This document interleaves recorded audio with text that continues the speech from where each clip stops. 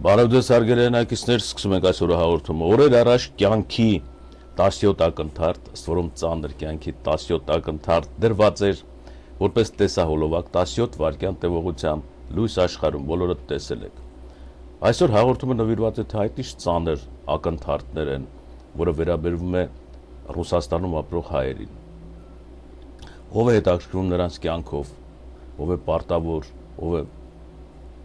անհրաժեշտ օգնել նրանց, հասկանալ նրանց ցավերը, մտածել, խոսել, ներկայացնել վերջը այս հարցերը Հայաստանի կառավարության առջև, որը որ Ռուսաստանի հայությունը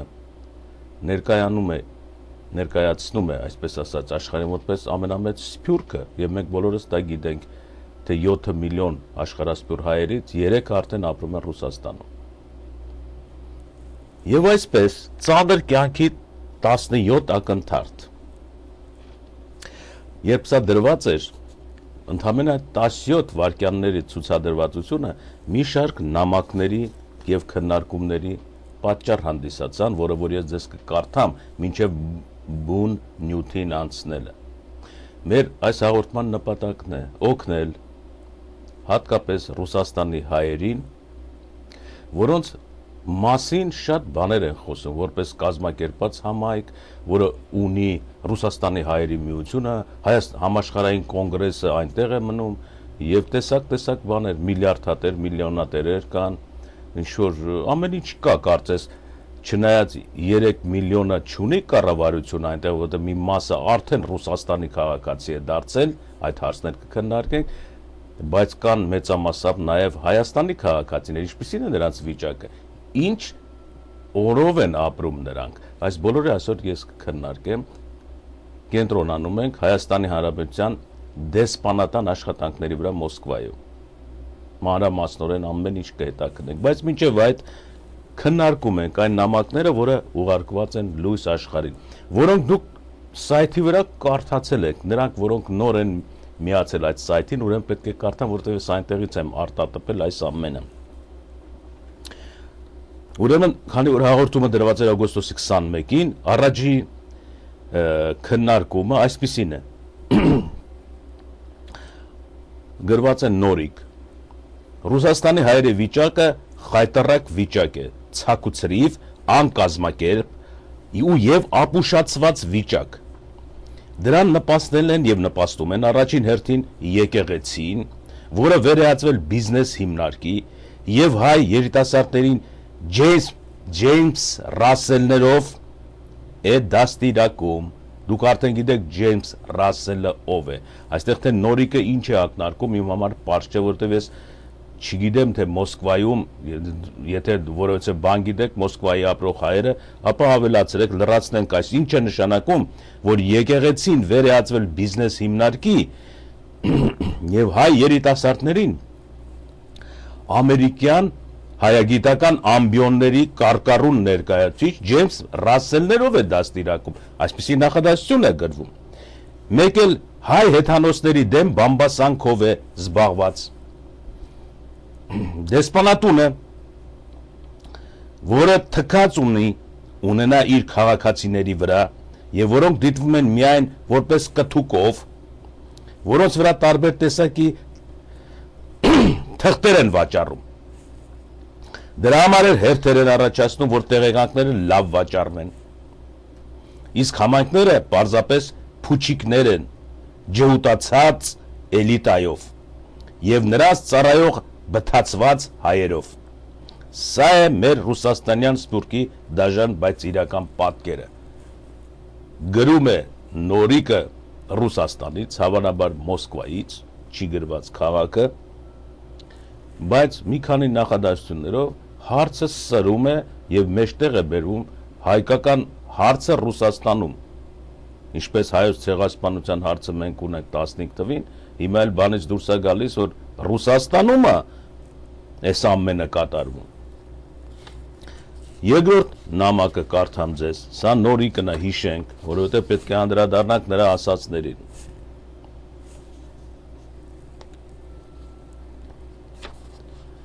Շատ ցավալի է, սա գրել եմ Միսակը։ Շատ ցավալի է, որ նման դեսպաններ եւ դեսպանատներ ունենք աշխարհով մեկ։ Կարծես բիզնեսմեններ են նշանակված։ Դա պատահել է նաեւ ինձ հետ Բելգիայում, ուրեմն Միսակը գրում է Բելգիայից։ Հայաստանի դեսպանատանը, ուր բացակայում էր հայ մարդուն օգնելու առաջին գործոնը։ Ամեն մարդ, որ մտնում էր դեսպանատուն, պիտի զգա այն իր հայրենիքի հզոր պաշտպանությունը եւ հպարտությամբ լցվի ոգին, նույն զգացումներով հեռանա։ Իսկ կողքը Թուրքիայի դեսպանատունն էր, ուր մարդիկ բարձր տրամադրությամբ էին դուրս գալիս։ Ես զգում էի ամոթ այդ խղճուկ վիճակից, պատին փակցված ծառայությունների համար նախատեսված գնացուցակը, խոսքը վերաբերում է Բելգիայում Հայաստանի Հանրապետության դեսպանատան գնացուցակի մասին։ Իսկ սեղանին մրոտ վատ պատճենը անված Միստր X-ի համերգի գովազդի թերթիկներն էին լցված, պատերին բացակայում էր Հայաստանը պատկերող պաստառները։ Մտնելուց անամբեր սպասում ես, երբ պիտի վերջացնես դուրս պրծնես այդ տեղից։ Հիշում եմ, թե մարդիկ Հայաստանից ինչու են հեռանում։ Եկեք չխորանանք, դա հենց այն է, ինչը մեր դեսպանատներում։ Ցավալի է, որ կիսագրագետ, թերի ըմբռնումով, հատուկ ուշադրությամբ վերազինված գիտելիքներով չեն վերապատրաստվում։ Այսպիսի դիվանագիտական թիմով մենք միշտ պարտված կարգավիճակում ենք լինելու։ Մեր գործը մինչև օրս, որ վատ են մեր գործերը, դա հետևանքներն են։ Հայաստանում դեռ վատ են աշխատում բոլորը։ Ես ձեզ կարդացի երկու թղթակցություն գրված ծանր կյանքի 17 ակնթարթ Ռուսաստանի հայկական դեսպանատան բակից վերցված տեսահոլովակի արձագանքները, որոնք մեկը մյուսի հետևից պարզում է, որ Բելգիայում էլ ինչ որ այն չէ, ինչպես գրում եմ Միսակը, եւ պատկերը նույնն է, այսինքն այստեղ դուրս է գալիս ոչ թե կախված է պետություններում գտնվող դեսպանատների հետ, այլ կենտրոնը, արտաքին գործերի նախարարությունն է սա այս չարիքի բունը, որտեղ ծվարած են մարդիկ, որոնց աշխատանքների մասին նկարագրում են։ Ռուզաննան գրում է. ուրիշ դեսպանատներից տեղյակ չեմ, բայց 96-ից շփվում եմ Բելգիայում հայկական դեսպանատան հետ։ Վերահիշյալ նկարագրությունը շատ մեղմ է ասված։ Նա գրում է, այսպես որպեսի պատասխան Միսակին, որը նկարագրում է Բելգիայի հետ, Բելգիայի հայկական դեսպանատան իր պատկերացումները կամ իր վկայությունն է տալիս։ Եվ Ռուզանը նրան ասում է, վերահիշյալ նկարագրությունը շատ մեղմ է ասված։ Մի անգամ դեռ նախորդ հասցեում էին։ Ներքևում մարդիկ սպասում էին, մինչև կբարեհաճեն բացել երկաթյա դռները։ Վերևի հարկից մի բաժակ ջուր լցրեցին մեր վրա։ Ըստ երևույթին նախորդ օրվանից լիքը բաժակը հեշտ դատարկելու համար։ Իսկ ինչ վերաբերում է պատին փակցված տարիֆներին, խոսքը գնացուցակների մասին է։ Ուղղակի չեմ ուզում հիշել, անկիրթ են բառի բուն իմաստով, բացակայում է շփման կուլտուրա։ Ես կարդում եմ Հայաստանի դեսպանությունների մասին Ռուսաստանում, Մոսկվայում եւ Բելգիայում բնակիչներից ստացված նամակը։ Ֆերդինանդը գրում է.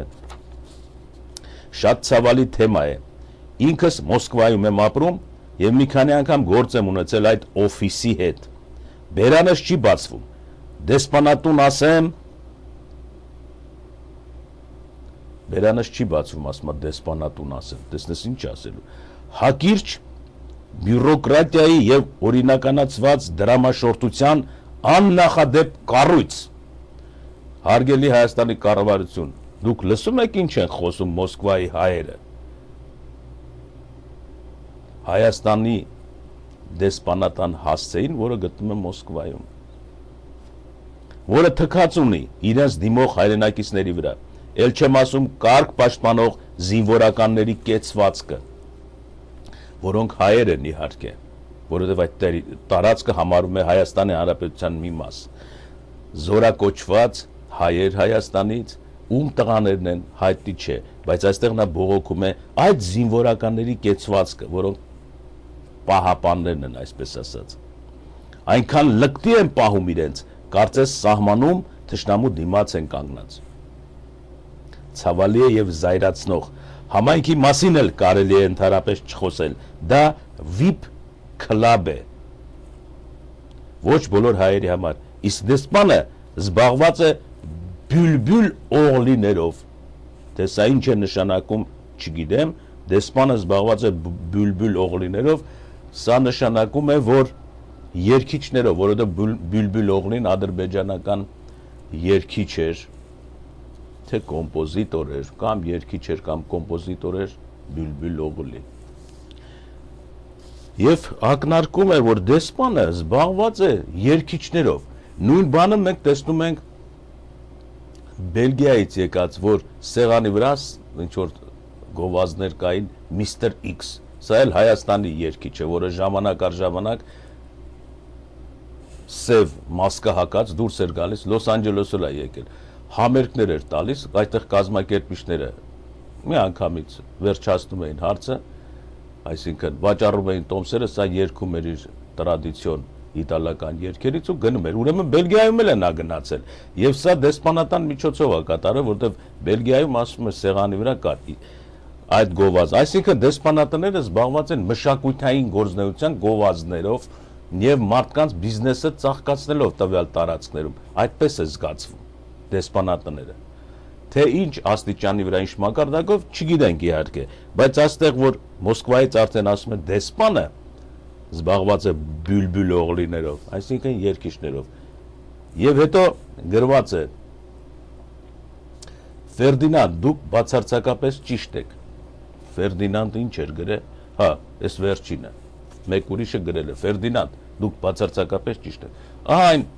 նամակները, որի վրա մեր հարցը կշարունակենք, ինչ է կատարում Ռուսաստանը, սա է իրական պատկերը, ինչ է կատարվում Հայաստանում, չգիտենք, որովհետև եթե Հայաստանում գտնվող ընդդիմությունը, պայքարումը, իշխանությունը վերցնելու, որը կորցրել էր 98 թվականին, որին լավ ծանոթ էր Հայաստանի ժողովուրդը, իշխանափոխությանը պատրաստում, նոր ընտրություններ, նոր նախագահ, նոր պարլամենտ եւ այլն, ապա այս նամակները կամ այս ժողովուրդը ոչ ոք չի ուզում դեսպան դառնա եւ քննադատում է դեսպանին ու դեսպանատները պարզապես նրանք մաքուր նամակներ են գրել, որպեսզի Հայաստանի իշխանությունները իմանան, Հայաստանի հանրությունը իմանա եւ ամբողջ աշխարհը իմանա, թե ինչ է կատարում հայկական պետության կցորդ Հայաստանի դեսպանատներում արտասահման։ Մեզ հետաքրքրում է, թե ով է դեսպանը, որ այսքան բյուլբյուլ օղլի վրան կնիք են դրել, ինչով է զբաղված, որտեղից առաջացավ, այս ինչ պատմություն է, եթե Բելգիայի դեսպանի մասին որովհետեւ տեղեկություն չկա, չի գրված, ապա ես փորձեցի գտնել Մոսկվայի դեսպանատան, այսպես ասած, տնօրենի կամ դեսպանի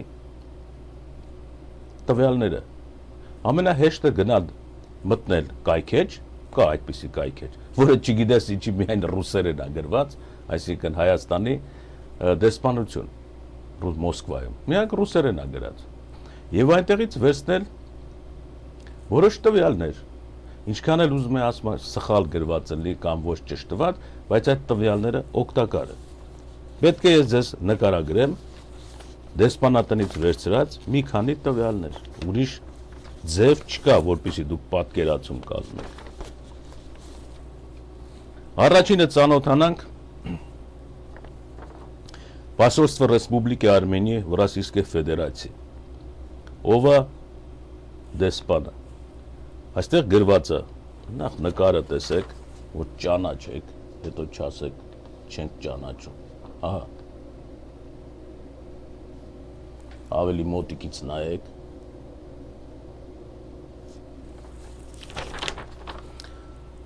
Армен Багратович Сымбатян родился в Ереване 1954 թվականին, женат, имеет двоих сыновей, владеет русским, английским языками, ահա թե ինչու հայերեն քանի որ չգիտի երևում է, հայերեն չկա սայթը, որ ես ձեզ հայերեն կարդամ։ Образованին մի անգամից, որը շատ կարևոր է, որտեղ այնտեղ մեղադրում էր Բյուլբյուլ Օղլիներին է ընդունում, երգիչներին, այսինքն, որոնք Մոսկվայում գալիս են, համերգներ են տալիս, կամ ինչպես ժողովրդի մեջ տարածած, ասում են գրդոն են անում։ Ուրեմն այստեղ պետք է որ Բյուլբյուլ Օղլիները, որտեղ գրել էր Ֆերդինանդը, տեսնենք ես ինչ կապ ունի,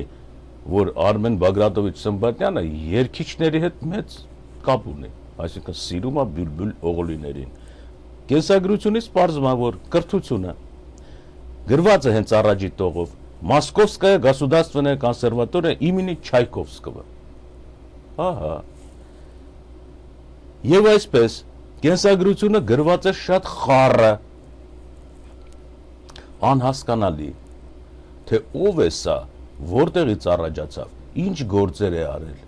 Պարզապես զգացվում է, որ սովետական շրջանի էլիտար ընտանիքի զավակ է։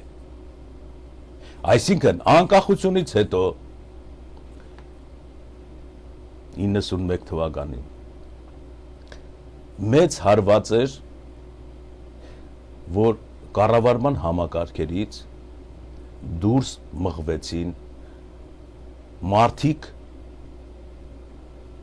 որոնք ազնվորեն աշխատել էին սովետական սոցիալիստական հանրապետության համար։ Այդ մարդիկ դուրս մղվեցին։ Նրանց տեղը բռնեցին կուսակցական ապարատուրայի մեջ գտնվող էլիտար մարդկանց զավակները եւ ժառանգները։ Այսպես է դրությունը։ Եվ հիմնականում Հայաստանում կատարված անկախության այս գործընթացը, ինչպես սիրում եք ասել, ճիշտ նման է Ռուսաստանի գլխին եկած 1917 թվականի հեղափոխությանը, որից հետո Ռուսաստանը խելքի գլուխը չեկավ այդպես էլ։ Երբ որ ցարին գցեցին,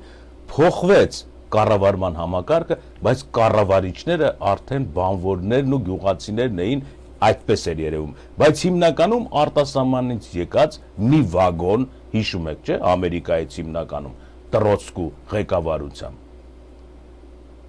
սիոնական հրյաներ էին, որոնք եկան եւ Ռուսաստանի ամբողջ կառավարման համակարգը եւ կենտրոնական կոմիտեներն եւ նախարարությունները եւ ստուգող համակարգը զինվորական բռնեցին։ Սա իրականությունն է եւ Ռուսաստանը ամբողջությամբ հայտնվեց մի վիճակում, որի գլուխը կամ կառավարման համակարգը ռուսներ չէին։ Նշանակում է նույն բանը կատարվում է Հայաստանում։ Անկախություն ստանալուց հետո, որը դուք տեսնում եք ինչ արժի մարդկանց վրա, 1 միլիոնը դուրս թռավ երկրից, տնտեսությունը մնացած ինչ ջրվեն, տեղի ունեցավ էլիտար կառավարման մարմիններ ստեղծելու, այսպես ասած, գործողություններ։ Մատենադարանից, փողոցից, համասարանի դասախոսներից, կոմսոմոլներից, չգիտես, այլ տեղերից հրապարակում ձուլվեց մի հատ ՀՀՇ կուսակցություն, որը նստեց որպես էլիտար։ Եվ այս ՀՀՇ կուսակցությունը պատրաստեց էլիտար կառավարման համակարգեր։ Այս բոլորը դուք գիտեք։ Իսկ Ադրբեջանից եկած Ղարաբաղի հարցով Ադրբեջանի հետ չմերձացած Ղարաբաղի մեջ կուսակցական կոմսոմոլական գործողություններ կատարած Քոչարյանն ու Սերժ Սարգսյանը այսօր Հայաստանի կառավարության գլուխը կազմեցին վերջի 10 տարիների ընթացքում։ Եվ այսպես իրադրությունը հետևյալն է. էլիտար կառավարություն ունի Ադրբեջանը, Նախճեվանյան կառավարման համակարգից, սա Ալիևներինն է։ Հայաստանում չհաջողվեց էլիտար կառավարություն ստեղծել դեմիրճյանական հետնորդներից։ Ահա տղան դեռ մինչև հիմա գոռում գոչում է, որ պիտի շրջեմ իշխանությունները, դաշնակցում է Լևոն Տեր-Պետրոսյանի հետ, որ իշխանությունը արդեն ավարտվել է, անփառունակ, փորձեր արվում են։ Բանից դուրս եկավ Հայաստանում իշխանությունը ձևավորեց եւ այսօր էլ շարունակում է ձևավորել ազատագրական պայքարի Ղարաբաղի հետ կապված։ Առաջացած Ղարաբաղյան էլիտար հայրենասիրական, այսպես ասած, որը Ղարաբաղի անկախությունն էր ուզում Ադրբեջանի ծանր լծից, առաջինը, եւ նա պատրաստ էր Ադրբեջանից դուրս գալ, միանալ թե Ռուսաստանին, թե Հայաստանին, թե աշխարհի որևէ պետությանը միանակ Ադրբեջանի հետ չլիներ։ Այս խումբը, որը հետագայում քաղաքական մանևրերով անցավ Հայաստանի իշխանությունը վերցնելու, կատարվեց բոլորի աչքի առաջ, կարողացավ անել, եւ այսօր նրա հարցն է Ղարաբաղի անկախությունը, որը մեկ հարթության վրա է, նույն արժեքը ունի ամբողջ հայության համար, որպես տարածքի մեծացում, իրավունքների պաշտպանություն միջազգային ասպարեզում։ Ղարաբաղյան էլիտար, բոլշևիկյան, կոմսոմոլական այդ փոքր մի բջիջը, որը հետագայում դարձավ ազատագրական պայքարի հրամանատար, այսօր ղեկավարում է Հայաստանը։ Դրությունը այսպիսին է։ Էլիտար բառը նշանակում է, որ մենք պիտի տապալենք իշխանությունները։ Եթե Հայաստանի իշխանությունները տապալվեն, ով պիտի բռնի նրա տեղը, որ էլիտար խումբը պիտի բռնի։ Դեմիրճյանի որդին, Սիրիայի կոմունիստական կուսակցության ղեկավարի որդին, Հակոբի որդին, որը մեկ անգամ արդեն եղավ եւ տեսակ ինչ եղավ, թե ինչ որ տեղից պիտի հայտնվի նոր քաղաքական ուժ, կամ ասենք Հովիկ Աբրահամյանը, թե Գագիկ Ծառուկյանը, որոնք երբեք էլիտար լինելու կարողություն չունեն, ինչքան էլ ուռացնեն իրենց կուսակցությունները, որովհետև նրանք առաջացել են պրովինցիալ դաշտերում եւ նրանք չեն կարող քաղաքական էլիտար մարմին ձևավորել։ Մեկը խորհրդարանի նախագահն է, մյուսը բիզնեսների կուսակցությունը եւ այլն ամեն ինչ։ Փաստորեն դուրս է գալիս Հայաստանը մի վակուումային վիճակ է եւ այնտեղ կառավարման համակարգերում լցված են տարբեր տեսակի բեկորներ։ Ահա բեկորներից մեկը սա է։ Նախկին էլիտար կառավարման համակարգից մնացած, որը որ մինչև Սովետ միության քայքայումը արդեն ուներ որևէ դիրք։ Եղբայրը Սերգեյ Սմբատյանը կոմունիստական կուսակցության բաժնի վարիչ է եղել, մշակույթի նախարար է եղել, ինչ է եղել, ինչ բաներ է եղել, այսինքն կոմունիստական էլիտար է։ Եվ հետագայում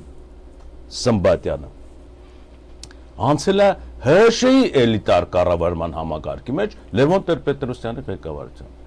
Հետագայում նա հայտնվել է Մոսկվայում եւ այդպես էլ մնացել է։ Այսինքն Հայաստանի այսօրվա իշխանությունները Ղարաբաղյան ազատագրական պայքարով ձևակերպած էլիտար կառավարությունը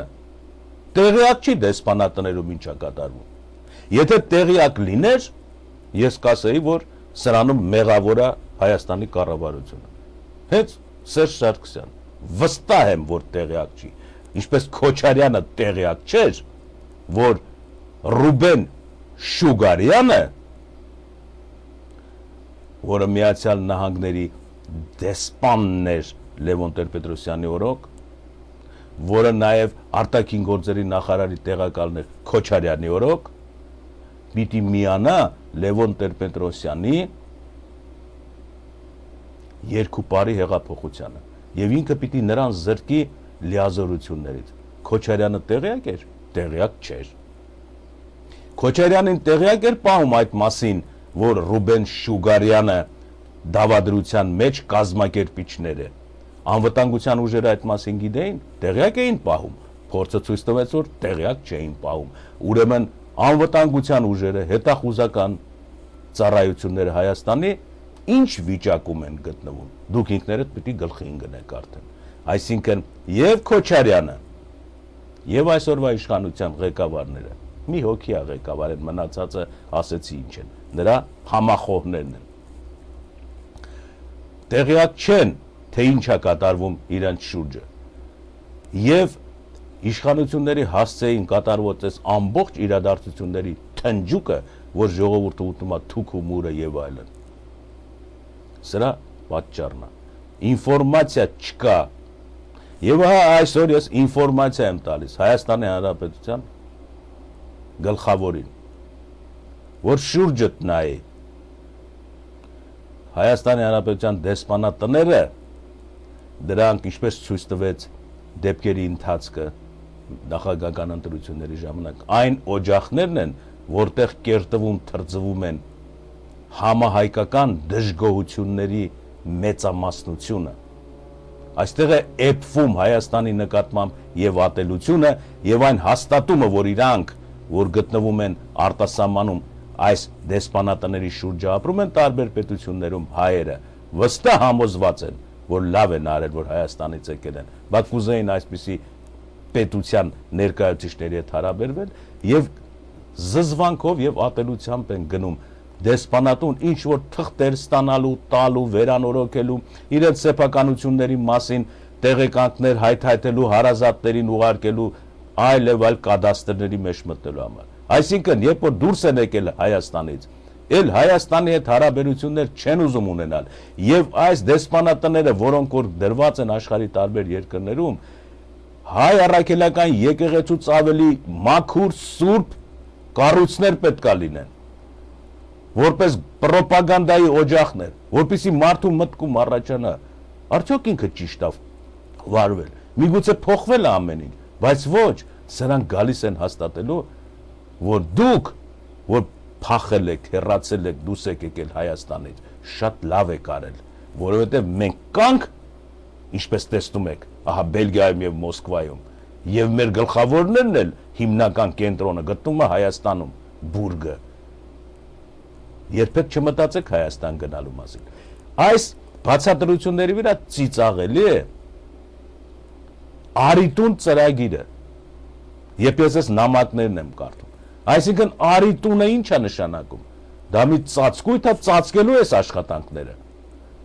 Սփյուռքի նախարարությունը լուրջ չի աշխատում։ Եվ նաև կոմսոմոլական էլիտայի մի մնացորդ է։ Սկսած Կարեն Դեմիրճյանի ժամանակներից, անցած Լևոնական շրջանի էլիտայի միջով, հիմա էլ հայտնվել է Ղարաբաղյան ազատագրական պայքարից առաջացած էլիտար իշխանությունների հովանու տակ։ Եվ այս բեկորներից կազմված Հայաստանի կառավարման համակարգը տեսեք ինչ արդյունք է տալիս։ Ես կարդում եմ Արմեն Բագրատովիչ Սմբատյանի կենսագրությունը։ Եվ կառավարությունը չի ասել, որ նախ Սմբատյանը պետք է կայքեջը հայերեն ունենա, անգլերեն եւ ռուսերեն։ Մինակ ռուսերեն ունի։ Իր բոստանն է, չէ ինչ ուզենա կան։ Եվ այստեղ էլ իր կենսագրությունը ամբողջովին խեղաթյուրված է։ Հստակ հայտնի չի, ով է Արմեն Սմբատյանի հայրը, ինչ ընտանիքից է սերվում, մայրը ով է, ինչ ընտանիքից է սերվում, բայց հետաքրքիր չի իմանանք Ռուսաստանի դեսպանի ծնողները ովքեր են վերջը 54 թվից ծնված է, որ դպրոցում է սովորել Երևանի, ինչ լեզվով է սովորել, ռուսական դպրոց է, հայկական դպրոց է, բայց հետաքրքիր չի իմանանք քանի տարի է սովորել, միջնակարգն է սովորել, թե չէ։ Ու մի անգամից անցնում է Մոսկովская государственная консерватория имени Չայկովսկого 1978-ից 1980 թիվ ֆակուլտետ կոմպոզիցիա։ Ինչ հասկանանք էսի։ Հիմա տեսեք կեղծությունները ոնց է գալի։ Եվ ով է թույլ տվել, որպեսզի դեսպանը իր կենսագրությունը աղավաղի։ Կարդանք 54 թվականի ծնունդը սկսվում է образованին, կրթությունը 1974 թվականին ընդունվում է, չի գրած այդպես, գրած այս ես եմ, որպեսզի ժամանակագրություն լինի 1974-ից 1980 թիվը սովորել է 6 տարի ֆորտեպիաննի ֆակուլտետում Երևանի Կոմիտասի կոնսերվատորիայում 1974 թվականին քանի տարեկան էր հարգելի Արմեն Սմբատյանը 20 տարեկանում ընդունվել է կոնսերվատորիան Հայաստանի Կոմիտասի անվան բա 3-4 տարի 17 տարեկանից մինչև 20-ը ինչով է զբաղված եղել Ուր է այդ կենսագրությունը միգուցե Ջերժինսկու անվան հաստոշաշինական գործարանում բանվոր էր աշխատում, խառատ, որպեսզի ընդունվի կոնսերվատորիա կոնկուրսից դուրս։ Միգուցե չկա 20 տարեկանից ընդունվել է մինչև 80 թիվը, որտեղ դարել 26 տարեկան, 6 տարի սովորել է կոնսերվատորիայի ֆակուլտետում ֆորտեպիանին։ Իսկ 77-ից 81 թիվը կրթությունը շարունակվում է, ֆակուլտետ կոմպոզիցիայում է սովորել, այսինքն զուգահեռ գնացել է 81 թվին նորը ավարտել է կոմպոզիցիայի ֆակուլտետը, այսինքն սա եղել է մշտական ուսանող կոնսերվատորիայում, կարծես թե, որովհետև ստեղծագործություն ունի,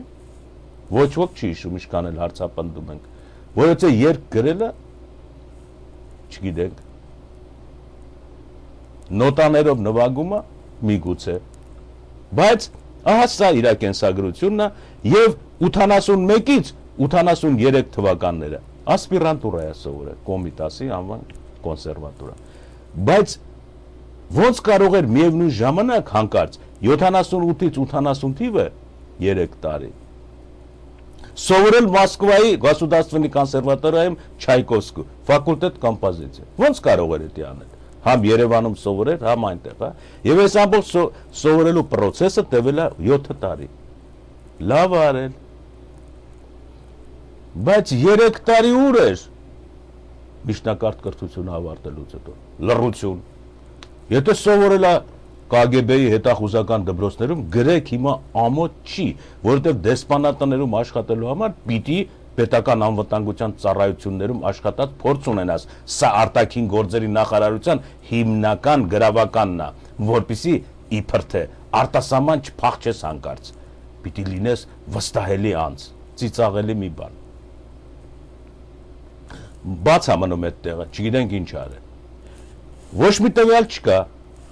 բայց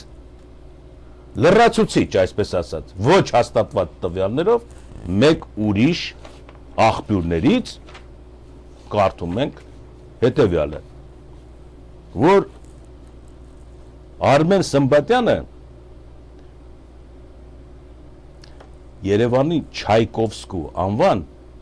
միջնակարգ հատուկ երաժշտական դպրոցի տնօրենի Տիկին Տատյանայի տղան է։ Հետևաբար պետք է եզրակացնենք, եթե նա տղան է, ուրեմն Սմբատյանը պետք է ավարտած լինի Չայկովսկու անվան դպրոցի միջնակարգ այդ դպրոցը, որը որ հենց ավարտելուց հետո 17 տարեկանից մի անգամից կոնսերվատորիա են գնում առանց քննության, առանց բանի, որովհետև մասնագիտացված երաժշտական դպրոց է։ Չի գրած այդ մասին։ Ինչի է ծածկած։ Հիմա ինչ անենք, ուղարկենք Նովոսիբիրսկ, որպեսզի մի հատ տեղեկանք բերի, որ իր մայրը Տատյանա, Տիկին Տատյանան չի Չայկովսկու անվան դպրոցի դիրեկտորը, եւ ինքը ոնց է ընդունվել կոնսերվատորիա 20 տարեկանում, բանակում է ծառայել, չգիտենք, որտեղ ա եղել, չգիտենք, եւ այսպես գնում է։ Ես այդ փուլ ծանոթացնում, այս անձը, որի մասին լացուկոց էր գալի Մոսկվայից, որը ղեկավարում է մի հիմնարկ։ Ուրեմն հիմա տնանք կարիերնի օպիտը ինչ ունի, փորձ ունի։ Ես կկարդամ վերջից, այստեղ շփոթելու համար սկզբից է գրած, որտեղ պիտի տարիները գնան առաջ, ոչ թե տակից բարձրանան։ 1982-1988 թիվ։ Հենց որ ավարտել է կոնսերվատորիան, նշանակվել է գեներալնի դիրեկտոր մուզիկալных программ Государственного комитета радио и телевидения Армении։ Էլիտար արդեն, էլիտար, այսինքն այստեղ որ պետք է աշխատած լինի նաև այստեղ 82-88 թվականներին Լևոն Տեր-Պետրոսյանի տիկինը Լյուդմիլա Տեր-Պետրոսյանը, որտեղ նա էլ աշխատել է ռադիոյի եւ տելևիզիոնի կոմիտետում, արդեն հարցեր են առաջանում։ Ուրեմն տեսեք, անմիջապես ավարտել է, չգիտենք ինչ գործեր արել, արդեն ռադիոկոմիտեի եւ տելևիզիոնի գեներալնի դիրեկտորա գրված է այստեղ 88-ից 2002 թիվը 14 տարի աշխատել է պրոռեկտոր 1995 թվին ռեկտոր Երևանսկի Գասուդարստվենի կոնսերվատորի կոմիտասը 14 տարի այնտեղ է եղել զուգահեռաբար ռեկտոր պրոռեկտորի հետ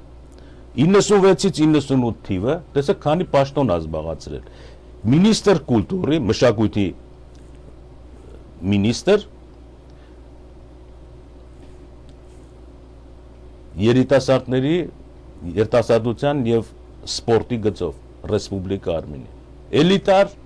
էլիտար Լևոն Տեր-Պետրոսյանի ժամանակ արդեն հասկանում եք կենսագրությունը ոնց է գալիս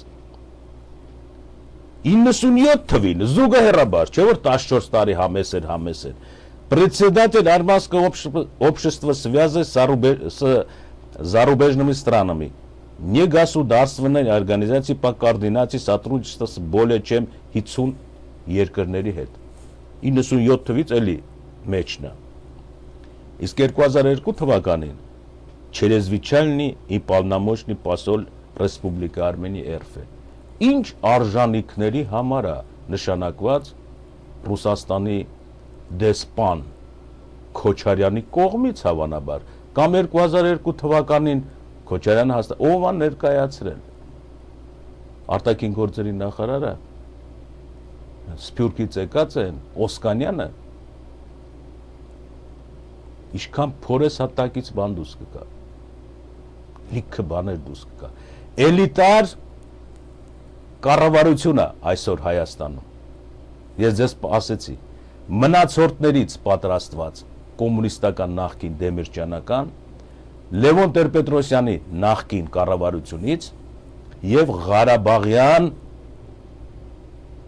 ազատագրական պայքարից առաջացած հրամանատարների էլիտար ղեկավարությամբ ահա այս քաոսը շատ ծանր է նստում այս ժողովրդի վրա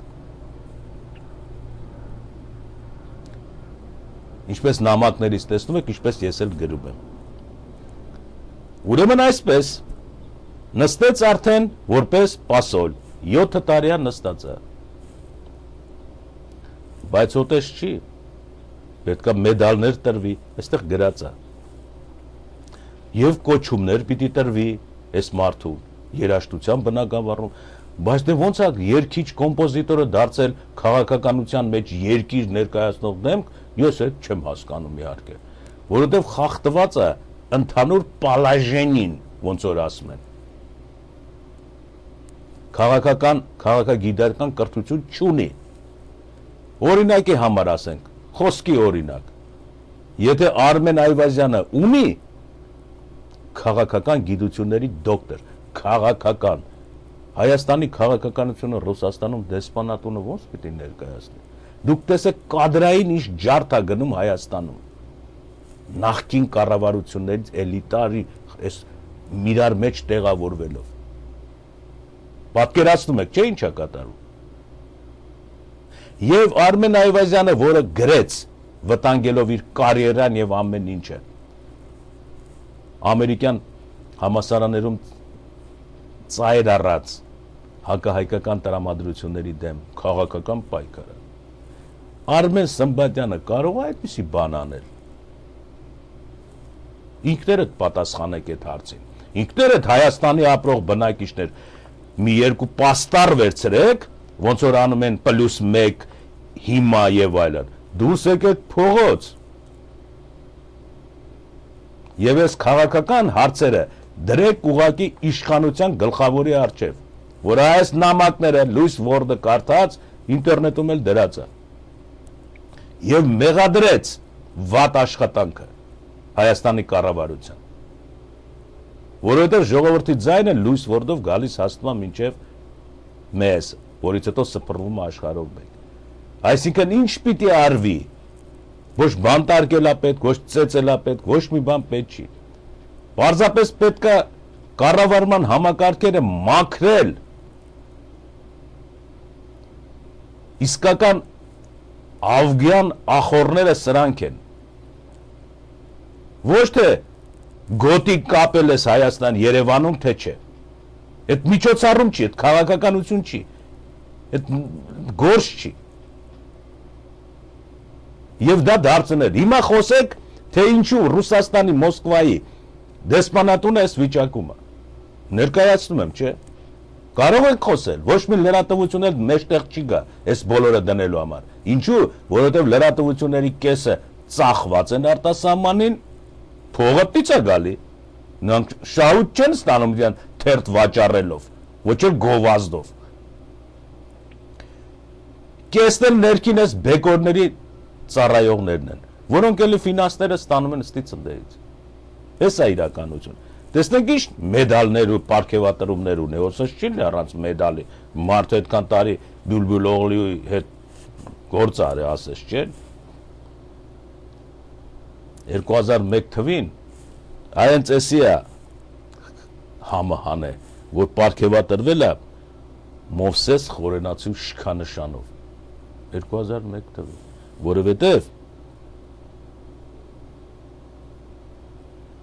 Երևանսկի գосударственной կոնսերվատորիայի իմինի կոմիտասն մեջ ա եղել այդ ժամանակ, ռեկտորն ա եղել։ Ուրեմն կարդանք սենց 1987 թվականին ստացել է 87 թվականին Հայաստանի վաստակավոր գործչի կոչում։ Վաստակը չգիտեմ ինչ է։ 81 թվականին ավարտել է կոնսերվատորիան, քանի սիմֆոնիա է գրել, ինչ արել չգիտեմ, բայց 87 թվականին ստացել է Հայաստանում վաստակավոր գործիչ արվեստի։ 94 թվական արդեն Լևոնյան ժամանակներն են։ Պրոֆեսոր Երևանսկого государственной консерватории имени Կոմիտասը, պրոֆեսոր։ 94 թվականին նույն տարին պրոֆեսոր Մոսկվայի государственной консерватории имени Չայկովսկого։ Երկու տեղ պրոֆեսոր է ստացել 94 թվական։ Ուրեմն 94 թվականին ինչքան հեշտ է եղել, չէ՞, պրոֆեսոր ստանալը եւ Երևանում եւ Մոսկվայում։ Կապեր կան, բաներ, ոչինչ։ Եվ դրանից հետո էլ մի հատ էլ Մովսես Խորենացու շքանշան է ստացել։ Участие в творческих союзах 1991 թվականին Հայաստանի Հանրապետության կոմպոզիտորների միություն անդամ, իսկ 1981 թվականին արդեն դուք պատկերացնում եք այս թվերը, որ ես կարդում եմ, դες լոլո չի է, դուք պետք է բացեք Հայաստանի Հանրապետության Посольство Ռեսպուբլիկա Արմենիա, նայեք ռուսերեն սայթը եւ իմ ասածները մի հատ էլ դուք նայեք, քննեք։ Մենք տեսանք, որ 1981 թվին ավարտել է ֆակուլտետ կոմպոզիցիայի բաժինը կոմիտասի։ Տեսանք, չէ՞, բոլորդ նկատեցիք, որ դա տեսանք։ Հիմա այստեղ գրում է, որ հենց ավարտելու պես ուսանողա, չէ՞, 81 թվին դարել է Սովետական միության կոմպոզիտորների միության անդամ այդ ուսանողը։ Դե հիմա ինչ պարադոքսալ վիճակ ասતો, ես ինքս չեմ հասկանում, որովհետև նույն տարին դարել է ուսանողը հենց ավարտել է, դարել է Սովետական միության կոմպոզիտորների միության անդամ, 10 տարի հետո միայն Սովետի ժամանակը դարել է 1991-ին Հայաստանի կոմպոզիտորների միության անդամ, թարս, այսինքն, առաջ Սովետական միության, հետո Հայաստանի, սովորաբար լինում է հակառակը, առաջ դառնում են հանրապետական կոմպոզիտորների միության անդամ, հետո դրանց միջից լավագույնները գնում էին դառնում էին Սովետական միության կոմպոզիտորների միության անդամ։ Իսկ իրա մոտ ուսանող ժամանակ դառել է Սովետական միության, 10 տարի հետո եկել դառել է Հայաստանի։ Հիմա էսի փաստաթուղթ է, թե ինչ է։ Դենա դրած է։ Ով է սարքել էս կենսագրությունը։ Ինչի համար է արած էս ամենը։ Ապահովության համար։ Չեմ կարծում։ Ինչից սկսվեց այս ամենը։ Ձեր նամակներից, ձեր բողոքներից, ձեր ուղարկած վիդեոից։ Ուրեմն տեսնենք ոնց է կազմակերպել երիտասարդ կոմպոզիտորը, որ այսքան կոչումներ եւ իշխանանշաններ ունի։ Աշխատանքները 80-ից 120 մարտ օրական առավոտ ժամը 4:30-ին գալիս եմ Հայաստանի դեսպանատան պատերի տակ պարկելու, որտեղ պիտի բացվի 8:30-ին Հայաստանի Հանրապետության դեսպանատունը երկաթյա դռները, որ ասում են, հետո պիտի մարդիկ ներս գնան եւ նրանց մի ժամ պիտի հաշվառեն, անուն ազգանունը գրեն, ինչ հարցով է եկել եւ այլն։ Դրանից հետո պիտի բացվի դռները 10:30-ից մինչև 1:30, քանի ժամ անում, 3 ժամ երևի, հա, 3 ժամվա մեջ պիտի սպասարկվի սրանց հարցերը, ինչ է սրանց հարցերը, գնացուցակը պատին կպցրած է, եթե ուզում ես անձնագրիդ մեջ մի հատ կնիկ խփել, 60-ից 80 դոլար, մուծվիր, եթե ուզում ես ծննդական հանել, ես իմ չգիտեմ ինչի, մի հատ մեծ գումար, մուծվիր, 100-ի մեջ է էսի, 40-ից 90-100-ը, ինչ-որ մի բան, շրեղ մուծվիր, եթե ինչ-որ մի բան ես ուզում անես, Հայաստան վերադառնաս, պիտի վերադարձի թուղթ տան, հլը տեսեք ինչեր են արել, ես Հայաստանի կառավարությանն եմ ասում, քիչ ամնում արդեն բորամ վրաներ են, այլ դուք որոշել եք Հայաստանը լրիվ քայք,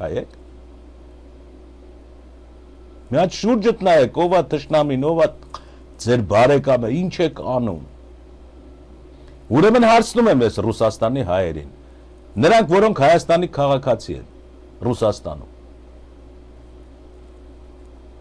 Ինչ եք անում դուք, որ Հայաստանի քաղաքացի եք, օր ու արև չունենք, ասում են Ռուսաստանի հայերը։ Ոնց թե օր ու արև չուն։ Այդպես մեջը դրված է մեր անձնագրի մեջ, որ մենք 5 տարով